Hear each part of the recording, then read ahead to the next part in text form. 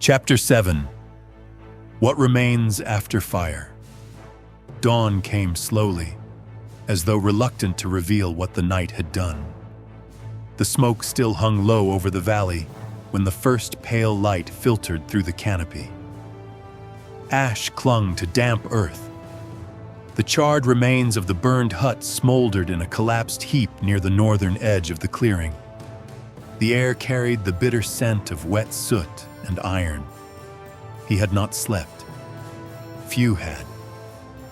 He stood apart from the others at the edge of the clearing, watching as the tribe moved through the aftermath with quiet, deliberate care. There was no loud mourning, no dramatic display. Grief here was carried in posture and silence, in the way shoulders stooped slightly lower, in the way hands lingered longer on the still forms of the fallen before being drawn away. 2 warriors had died in the breach. Their bodies now lay wrapped in woolen cloaks near the central fire pit, feet bound, hands folded across their chests. Their weapons had been placed beside them, not discarded, not taken, returned. The tall warrior knelt before one of them, head bowed, fingers resting lightly against the man's brow. No words were spoken. None were needed. He watched from a distance, feeling the weight of presence without knowing where to place it inside himself. The battle returned in fragments. The flare, the fire, the healer shielding the child, the word that had been shouted and taken up by the valley. The name. He heard it again in memory, but it felt suspended, not fully his, not fully separate. He had fought for them.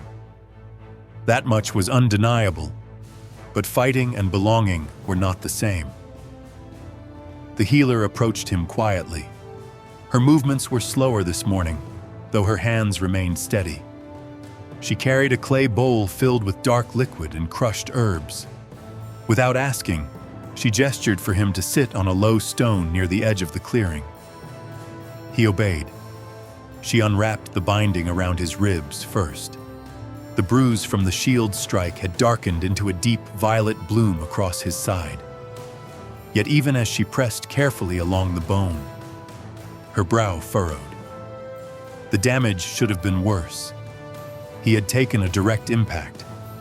The force had been heavy enough to stagger him, and yet there was no fracture beneath her probing fingers, no instability. Her hand stilled. She looked up at him with quiet scrutiny. He did not look away. She cleaned the shallow cut along his forearm next, one he barely remembered receiving, then rewrapped the ribs tightly. When she finished, she rested her palm briefly against his sternum, over the place where the older man had pressed the carved talisman the night before. Her fingers remained there longer than necessary, as though testing something unseen. The tall warrior rose from beside the fallen and crossed the clearing toward them.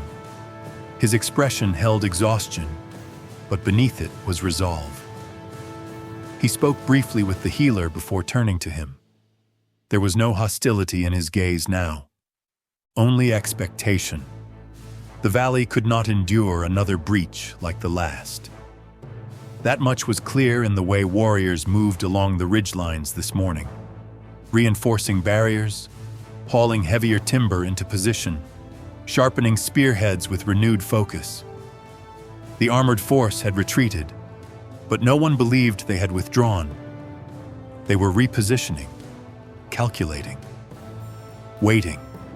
A group of younger warriors approached from the northern slope, dragging one of the armored soldiers who had not been retrieved during the retreat. The man still breathed, though barely. His helmet had been removed, revealing sweat-matted hair and a face pale with blood loss. They dropped him near the edge of the clearing. A murmur rippled through the tribe. The older man stepped forward slowly, eyes fixed on the captive. He knelt beside him, studying his armor, the cut of his blade, the markings etched along the shield rim. He then looked toward him. not accusing, questioning. The connection was unavoidable now. The invaders had not come for land or cattle. Their movements were too precise, too targeted. They had encircled before striking. They had pressed toward the center rather than plunder the edges.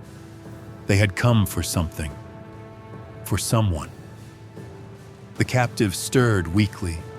His gaze moved across the gathered tribe before landing on him. Recognition flared. Not confusion, not curiosity, recognition.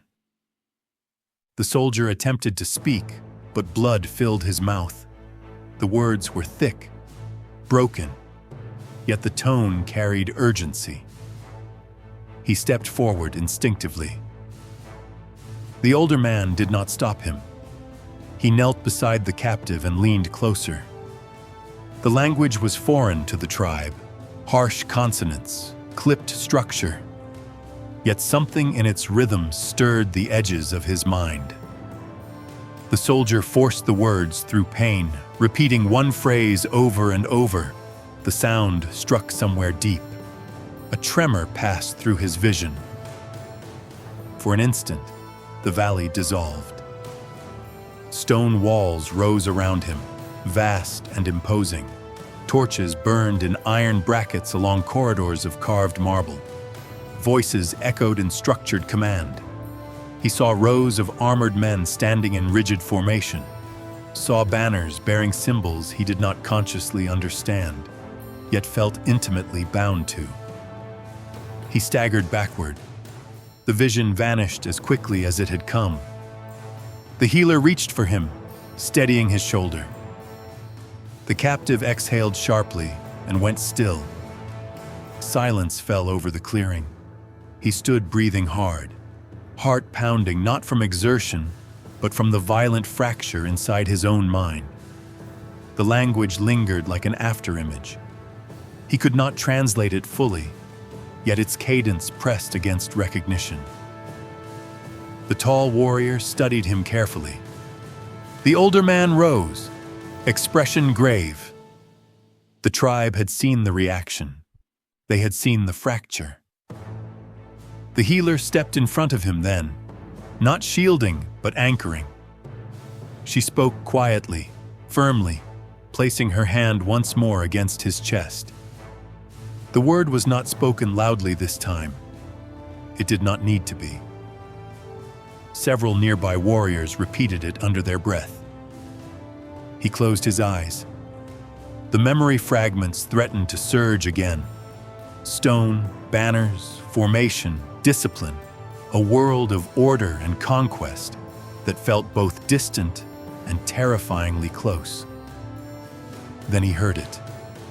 The name they had given him, not shouted in battle, not echoed in fire, spoken softly, with belief. It did not carry command, it carried trust. The difference mattered. He opened his eyes. The valley stood scarred but unbroken. Smoke drifted from dampened embers. Warriors worked despite exhaustion. Children watched from behind protective arms. The fallen lay wrapped and honored. They had not cast him out. They had not handed him over. They had stood between him and steel. Something inside him settled. The past might return. It might demand answers. It might demand allegiance. But here, now in this valley of ash and breath, he chose. He placed his hand over the spot where the talisman had touched him. And this time, when the name was spoken, he did not resist it. He accepted it. The word no longer hovered outside him. It became him. And for the first time since the sky had torn open, he felt anchored not by memory, but by belonging. There is always a story to be told out here in the frontier, as long as there is someone to listen, like, and subscribe, and join us again for more.